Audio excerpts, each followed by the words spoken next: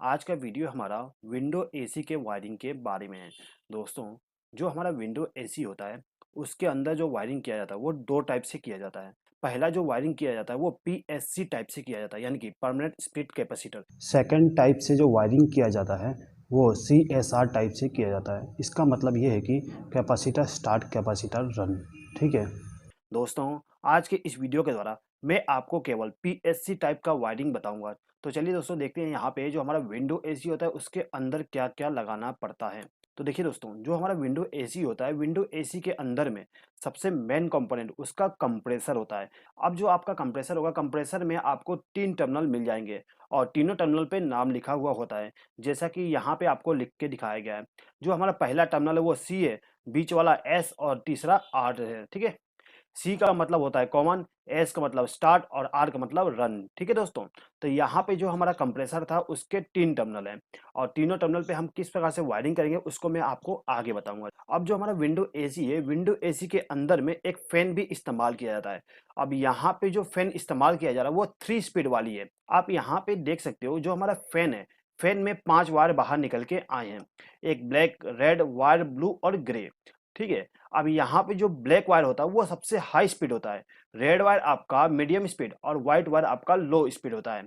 अब जो हमारा ब्लू वायर है ये हमारा फेज सप्लाई के लिए होता है, यानी कि हमारा जो इनकमिंग पावर सप्लाई आता है वो इस ब्लू वायर में दिया जाता है। उसके बाद में ये जो ग्रे वायर है, ग्रे वायर में हमें कैपेसिटर के द्वारा पावर सप्लाई को देना पड़ता है। ठीक है, यानी कि स्टार्टिंग कैपेसिटर का पावर सप्लाई हमारे इस मोटर में जाएगा, इस ग्रे वायर के द्वारा। ठीक है दोस्तों, किसी किसी मोटर में आपको जो कलर कोडिंग दिया गया है वो अलग भी हो सकता है। आपका जो मोटर होता है उस मोटर के ऊपर में एक डाटा प्लेट होता है, डाटा प्लेट के ऊपर में लिखा होगा कि कौन सा वायर किस लिए उपयोग किया गया है।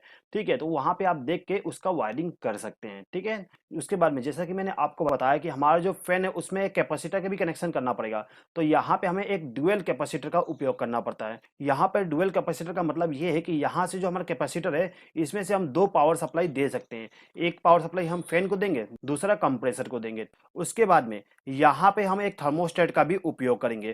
थर्मोस्टेट का काम यहाँ पे ये रहेगा कि यहाँ पे जो हमारा टेम्परेचर है उसको सेंस करेगा, और यदि आपका रूम का टेम्परेचर कम है तो ये क्या करेगा, पावर सप्लाई को ब्रेक कर देगा, यानी कि हमारे कंप्रेसर जो रन कर रही थी उसको बंद कर देगा।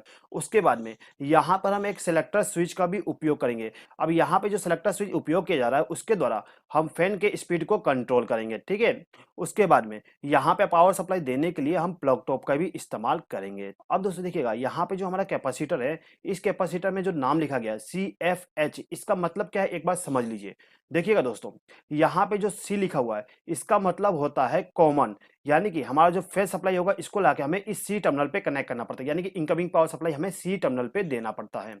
उसके बाद में यहाँ पे जो F लिखा हुआ है, F का मतलब होता है फैन। हम क्या करते हैं, F टर्मिनल से वायर को कनेक्ट करके ले जाएंगे और जो हमारा फैन है उसको स्टार्टिंग पावर सप्लाई दे देंगे। ठीक है, उसके बाद में यहाँ पे H लिखा हुआ है, H का मतलब होता है हर्न। हम टर्मिनल से हम क्या करते हैं, एक वायर को कनेक्ट करके ले जाते हैं और जो हमारा कंप्रेसर है उसको स्टार्टिंग पावर सप्लाई दे देते हैं। अब चलिए दोस्तों, जो हमारा विंडो एसी होता है उसका वायरिंग किस प्रकार से करते हैं एक बार समझ लेते हैं। तो देखिएगा, यहाँ पे जो हमारा प्लग टॉप है, प्लग टॉप का जो दाहिना पिन होता है, यानी कि राइट हैंड साइड वाली जो पिन है, इस पिन से हम एक वायर को कनेक्ट करके ले जाएंगे और जो हमारा कैपेसिटर है इसका जो सी टर्मिनल है उसके साथ कनेक्शन कर देंगे। यहाँ पे जैसे मैंने आपको बताया था कि सी मतलब कॉमन होता है, यानी कि हमारा जो फेज सप्लाई है उसको डायरेक्ट ला के सी वाले टर्मिनल पे कनेक्ट कर देंगे। अब दोस्तों देखिए, ये जो हमारा फैन है इस फैन को इनपुट पावर सप्लाई देना पड़ेगा, यानी कि इनकमिंग पावर सप्लाई देना पड़ता है। तो इनकमिंग पावर सप्लाई देने के लिए हम क्या करते हैं, ये जो हमारा कैपेसिटर है, इस कैपेसिटर में जो सी टर्मिनल है इसमें से एक वायर को कनेक्ट करके ले जाएंगे और इसको ले जाके ब्लू वाले वायर के साथ कनेक्ट कर देंगे। जैसा कि मैंने आपको बताया था कि जो हमारे इनपुट पावर सप्लाई होगा उसको हमें ब्लू वायर में कनेक्ट करना पड़ता है। तो यहाँ पे हमने क्या किया, सी वाले टर्मिनल से एक वायर को कनेक्ट करके इस ब्लू वाले वायर के साथ कनेक्ट कर दिया, यानी कि हमने इस फैन को इनपुट पावर सप्लाई दे दी है। अब दोस्तों देखिए, यहाँ पे जो कंप्रेसर इस्तेमाल किया गया है इस कंप्रेसर को भी इनपुट पावर सप्लाई देना पड़ता है। तो इस कंप्रेसर को फेज सप्लाई देने के लिए हम क्या करेंगे, ये जो हमारा कैपेसिटर है, कैपेसिटर में जो कॉमन टर्मिनल है इसी कॉमन टर्मिनल से एक वायर को कनेक्ट करके ले जाएंगे और जो हमारा कंप्रेसर है उसके सी वाले टर्मिनल के साथ कनेक्शन कर देंगे। सी का मतलब होता है कॉमन। ठीक है, तो यहाँ पर हमने इनपुट पावर सप्लाई दे दी है। दोस्तों, यहाँ पे जो हमारा फैन और कंप्रेसर है इसको हमने फेज सप्लाई के द्वारा कनेक्शन कर दिए हैं। अब हमें इस फैन को और कंप्रेसर को स्टार्टिंग पावर सप्लाई देना है। तो स्टार्टिंग पावर सप्लाई देने के लिए हम क्या करते हैं, जो हमारा स्टार्टिंग कैपेसिटर है उसका जो एफ टर्मिनल है, एफ टर्मिनल से एक वायर को कनेक्ट करके ले जाएंगे और इसको ले जाके जो हमारा फैन है उसका जो ग्रे वायर है उसके साथ कनेक्शन कर देंगे। यहाँ पे जो ग्रे वायर है वो स्टार्टिंग कैपेसिटर के लिए होता है, तो यहाँ पर हमने इसका कनेक्शन कर दिए। अब ये जो हमारा कंप्रेसर है इसको भी हमें स्टार्टिंग पावर सप्लाई देना है। तो इसको स्टार्टिंग पावर सप्लाई देने के लिए हम क्या करेंगे, ये जो हमारा एच टर्मिनल है इस टर्मिनल से एक वायर को कनेक्ट करके ले जाएंगे और जो हमारा कंप्रेसर है उसके एस वाले टर्मिनल के साथ कनेक्ट कर देंगे। एस का मतलब स्टार्टिंग होता है, इसीलिए हमें इस टर्मिनल पे वायर को कनेक्ट करना पड़ता है जो कि कैपेसिटर के द्वारा आता है। ठीक है, तो यहाँ पे जो हमारा कैपेसिटर था उसके द्वारा जितने भी वायर कनेक्शन करने थे सबके सब कंप्लीट हो गए हैं। अब हम क्या करेंगे, ये जो हमारा प्लग टॉप है, प्लग टॉप का जो लेफ्ट हैंड साइड वाली पिन है यानी कि ये वाली पिन, इस पिन से हम न्यूट्रल सप्लाई को लेके जाते हैं और इसको ले जाके हमारा जो रोटरी स्विच है यानी कि सेलेक्टर स्विच है उसका जो जीरो वाली टर्मिनल है उसमें कनेक्शन कर देंगे। दोस्तों यहाँ पे जो हमारा रोटरी स्विच है, यदि आप इसके टर्मिनल को वेरीफाई करना चाहते हैं कि कौन सा हाई के लिए, कौन सा लो के लिए, कौन सा मीडियम स्पीड के लिए, तो उसके लिए आप कंटिन्यूटी टेस्ट करके इसको पता कर सकते हैं। आप क्या करिए, आपका जो सिलेक्टर स्विच है उसका जो पोजीशन है यानी कि मीडियम पोजीशन पर रख दीजिए और कंटिन्यूटी करिए, वहां पे आपको पता चल जाएगा कि कौन सा टर्मिनल किसके लिए है। एक बार लो स्पीड पे कर दीजिए, एक बार हाई स्पीड पे, एक बार मीडियम स्पीड पे, तो आपको मालूम चल जाएगा कि कौन सा टर्मिनल किसके लिए उपयोग किया गया है। ठीक है, जीरो नंबर टर्मिनल हमारा कॉमन टर्मिनल होता है यानी कि हमें इनपुट पावर सप्लाई यहाँ पे देना पड़ता है। यहाँ पे जो हमारा रोटरी स्विच है इसमें हम न्यूट्रल सप्लाई का कनेक्शन कर रहे हैं। ठीक है दोस्तों, यहाँ पे जो हमारा थर्मोस्टेट है, थर्मोस्टेट को हम इनपुट पावर सप्लाई इस 4 नंबर टर्मिनल से देंगे यानी कि यहाँ से एक वायर को कनेक्ट करके ले जाएंगे और जो हमारा थर्मोस्टेट है उसको इनपुट पावर सप्लाई दे देंगे। अब इसी थर्मोस्टेट के दूसरे टर्मिनल से एक वायर को कनेक्ट करेंगे और इसको ले जाके कंप्रेसर का जो आर टर्मिनल है उसके साथ कनेक्शन कर देंगे यानी कि थर्मोस्टेट को हम सीरीज में कनेक्ट कर देंगे।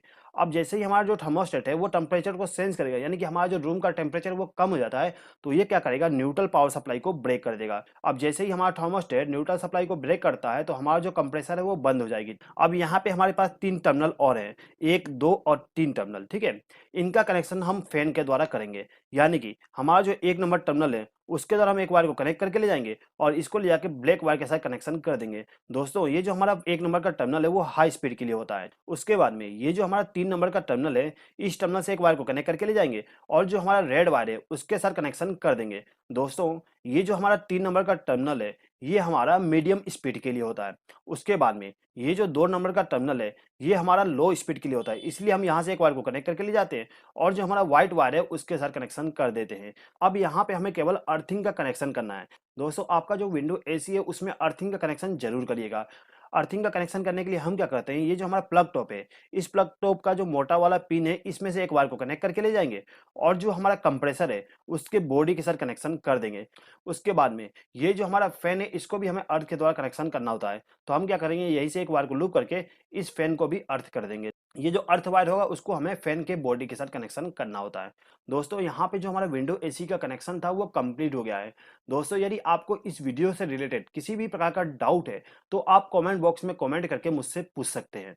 और दोस्तों आई होप कि आपको ये वीडियो पसंद आया होगा। यदि आपको ये वीडियो पसंद आया तो प्लीज इस वीडियो पर लाइक, शेयर और कमेंट कर दीजिएगा और यदि आपने अभी तक हमारे चैनल को सब्सक्राइब नहीं किया तो सब्सक्राइब भी कर लीजिएगा। इस वीडियो को देखने के लिए धन्यवाद।